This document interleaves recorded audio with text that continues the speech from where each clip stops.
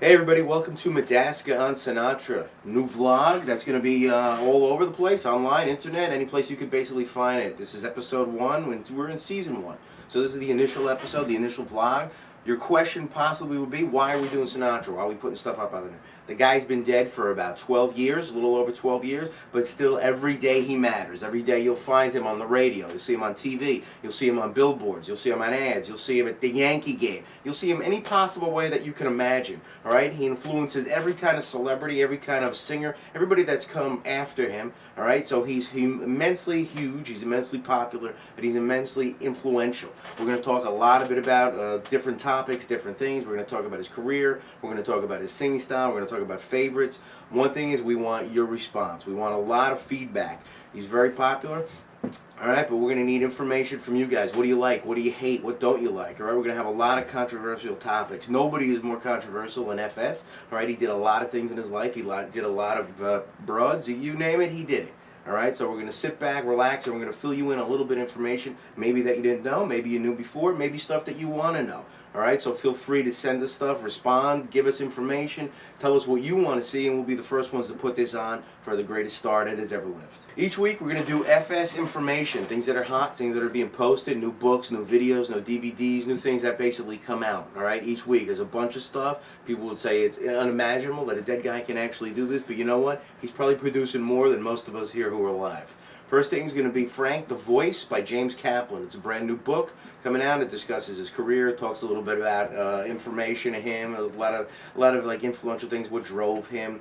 For me personally, I think what drove him is just the fact that he wanted to be the greatest ever. I mean, there's a lot of people, a lot of stars back in the day, but for this guy, he had more drive than anybody. Also, another thing that people talk about all the time, which I think is extremely important, is his energy. He had an immense amount of energy, rarely slept 2, 3, 4 hours a day, certain days. So he had just the drive to get stuff going on as far as to create any kind of aspect. And most importantly, which I've heard quotes over the years, things that people said, is the fact that no matter what he did, no matter what endeavor he went into, he wanted to be the best in the world. Just a quick tidbit. Alright, somebody recently did a mashup, alright, of Frank Sinatra's New York, New York and Jay-Z's Empire State of Mind. For you guys not familiar with a mashup, it's like when you play two songs, one over the top of another one, so they play simultaneously. It's very annoying if you haven't heard it before, so try to check it out and listen to it. I'd just like a quick comment as far as like the Jay-Z thing. They've been saying the Jay-Z Empire State of Mind is the new symbol of New York. It's going to take over Frank Sinatra's New York, New York. They're going to start playing at the Yankee game. There was a big article, I believe, in the Daily News about that, and it was talking about how his empire is taking over the chairman's empire, which to me is complete garbage. Alright, you're talking about a guy who just takes music, he rehashes it, he don't even write his own tunes, he just puts lyrics over something that's already existing, as opposed to the greatest artist and interpreter of human emotions and music that has ever lived. Now we're going to compare them one to another? I don't think so. According to Curbed.com, Frank Sinatra's Palm Springs estate is being, let's just say, made available for somebody to rent out for a night. $2,600 a night. Wow, that is pretty damn expensive. One of the few people that I know, I've actually been there, went through the place. It's really nice. It's a perfect party place, but for $2,600 a night, that's a little crazy. I don't know if that's one of the bungalows. There's like 4, 5, 6 bungalows in there. I don't know if it's the main house. For $2,600, I better have the entire property and bring in whoever the hell I want. Very passionate topic this week in FS history. It's the beginning of November. Frank Sinatra, on this date, which happens just to be November 7th, was married to Ava Gardner, 1951. I'm sure all you guys know, the most passionate woman ever in his life, the love of his life, the source of probably the lasting images of all the torch songs that he sang. In my opinion, that's what makes him. That's what will make him the greatest forever. There's a lot of great stuff, a lot of great tunes, a lot of great fast stuff, but it's the eternal pain which will make him the living legend and the greatest entertainer of all time. Another feature we're going to do each and every week is tell you when FS is going to be on TV. Alright, a few things that are on today, Till the Clouds Roll By. Also, The Tender Trap is on. The Lady in Cement's going to be coming up this week.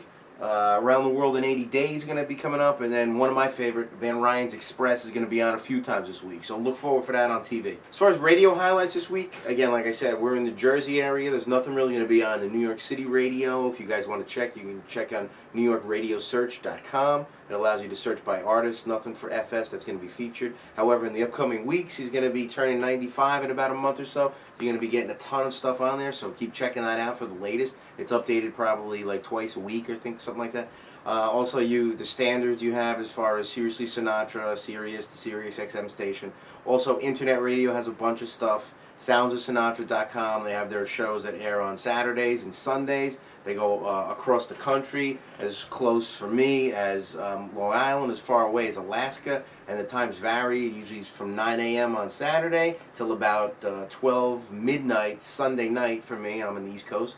Also, there's an Argentina 24-hour Sinatra station, which we'll post up there in the upcoming weeks where you guys can link onto it. And it's basically a podcast, nothing but FS all day and all night. This week, Frank Sinatra, the Concert Collection, was released. It's a DVD box set, which contains all the stuff basically he did on TV from the 60s into the 70s, a little bit into the 80s. You got A Man and His Music, Man and His Music 2.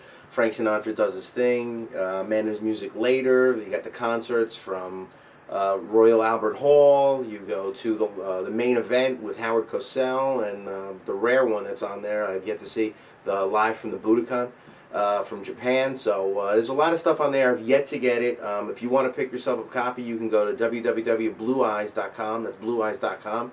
They're selling them there. And once we do get it, we'll do a whole DVD review of it. We'll talk about the different discs and how they packaged it, some of the booklet that probably comes along with it, and just any information on it, so to help you guys make a decision on where they get it. If you have some stuff already, they have a bonus disc with Frank Sinatra TV Christmas special with Bing Crosby, which has already been released individually. So I'm not sure if you really want to pick that up just for the bonus DVD.